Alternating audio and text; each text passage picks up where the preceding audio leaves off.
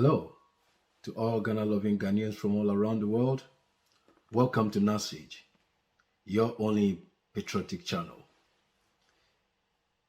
Please do us a favor and like the channel, subscribe to it, and forward to other Ghana-loving Ghanaians in the interest of Ghana must work.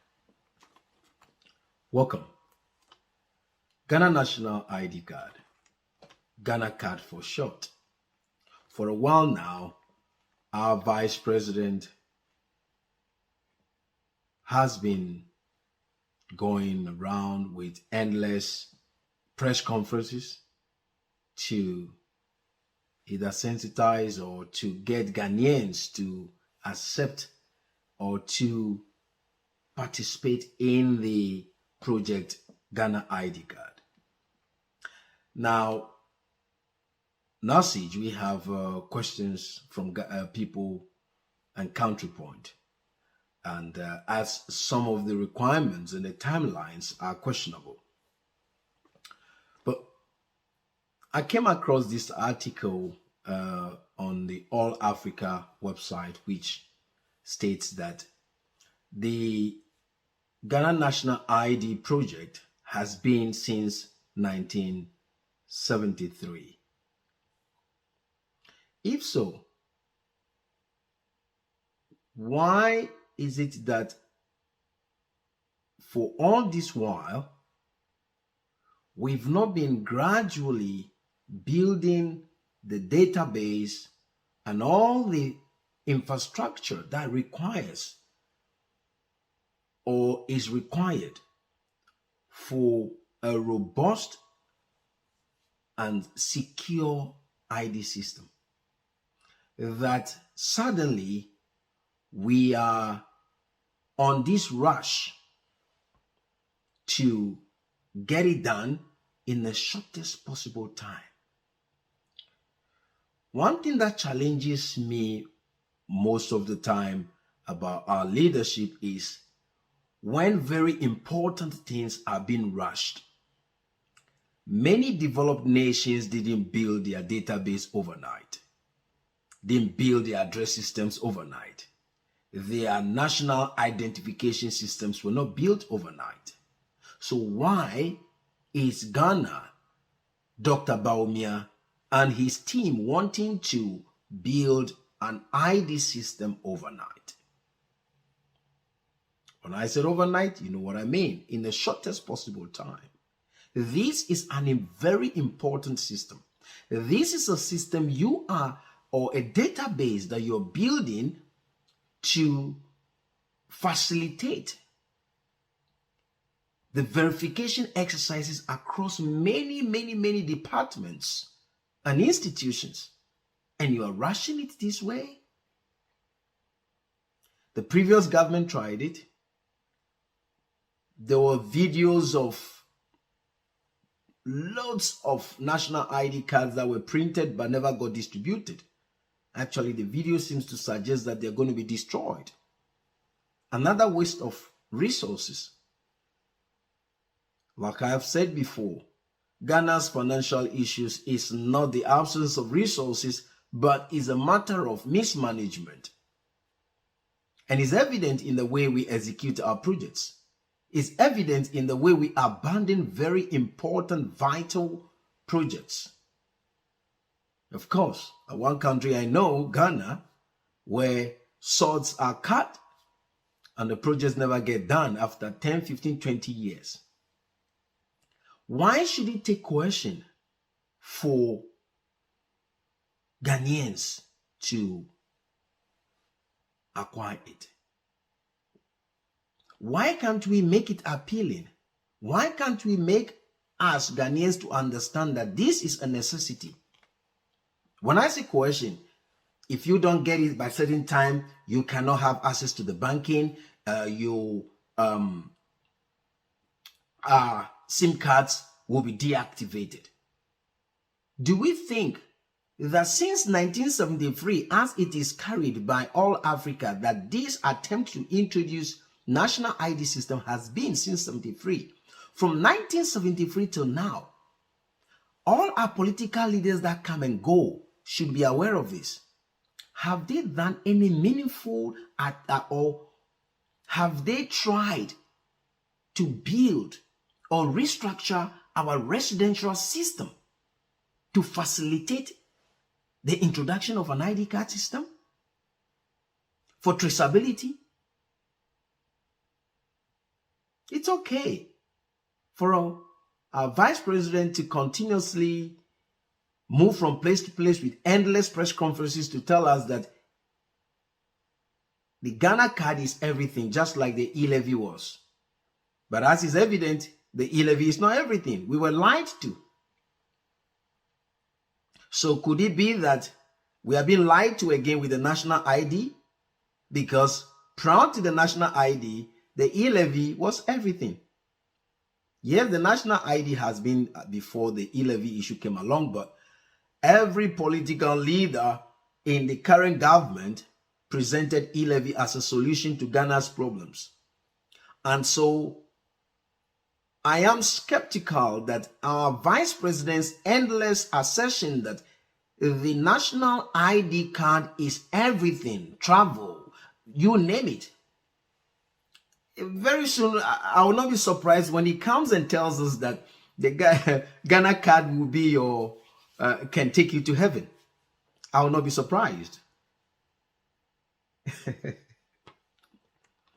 Why do you want to build a national ID stroke a residential address system on a broken, unstructured address system? This is a fact.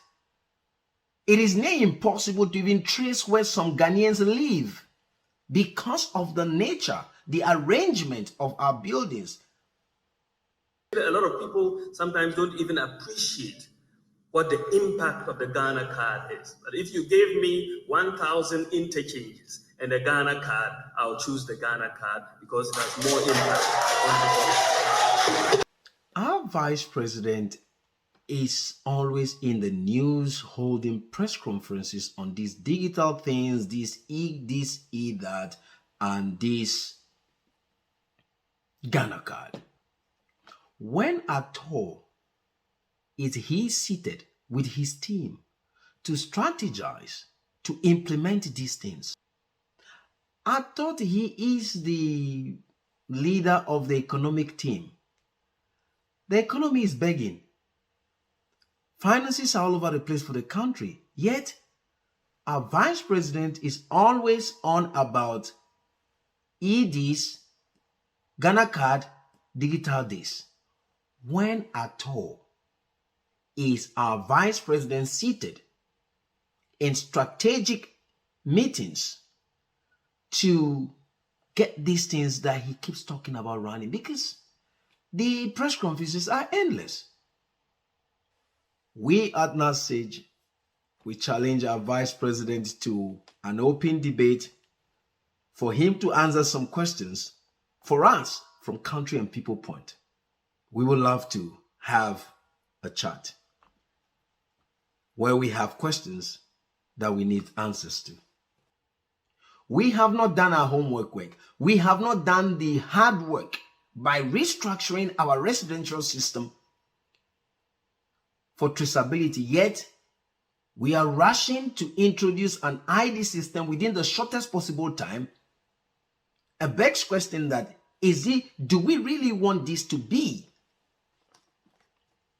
a meaningful national ID system? Then we have to do it gradual, steady, building all the necessary infrastructures that are required. But I think either there's an external pressure on our government to introduce a national ID system.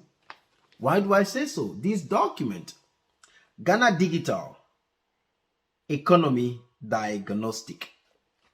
In this document, which I'm going to use in one of my videos to address our Vice President's digitization hot potato conversation,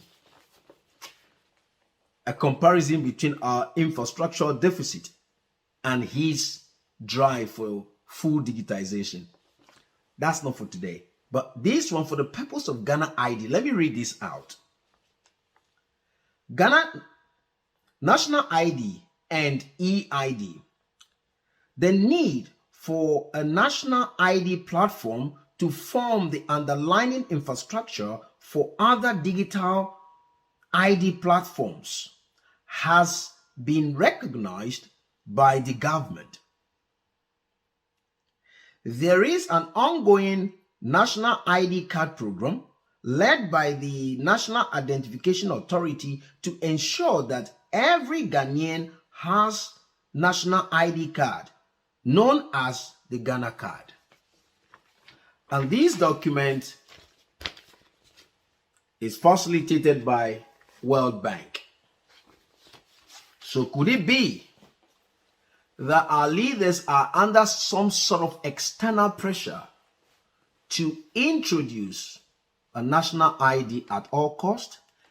I am not saying the national ID idea is wrong, but the speed at which it is being done begs question, because if this ID system is meant to be the backbone of all ID systems for residential identification purposes and ID, i.e.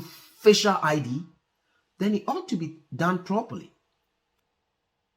National ID card idea is good, but an attempt to build it on a broken address system begs question. And the speed at which we are coercing ourselves to a point where people may lose access to some basic services, it's also a question we need to answer or to reconsider.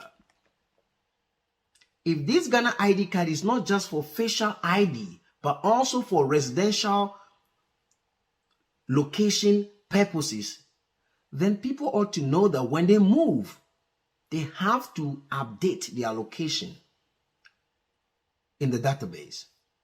Another thing I came across is that it is said that the Ghana ID card has to be merged with the SIM card system. Why merge them? The Ghana ID card has to be independent, but accessible to any institution wants to verify an individual by view only. The credit cards, the debit cards, they are just a system. They are not legal tenders, but they are easy to access so people get it. Why can't we make the use of this national ID card, for instance, leave everybody to go to the bank, but when they get to the bank, make it obvious that those with Ghana card, their services go so quickly and fast. You're not going to tell the person waiting in a queue to access things being done in a manual way. You're not going to tell them even. You will not ask them twice before they'll rush to go and get a national ID. Let's play smart with this. Till we come your way, in the spirit of Ghana must work, do share the video, subscribe to the channel for more views from country and people point. God bless Mother Ghana. Long live the Fourth Republic. Stay blessed.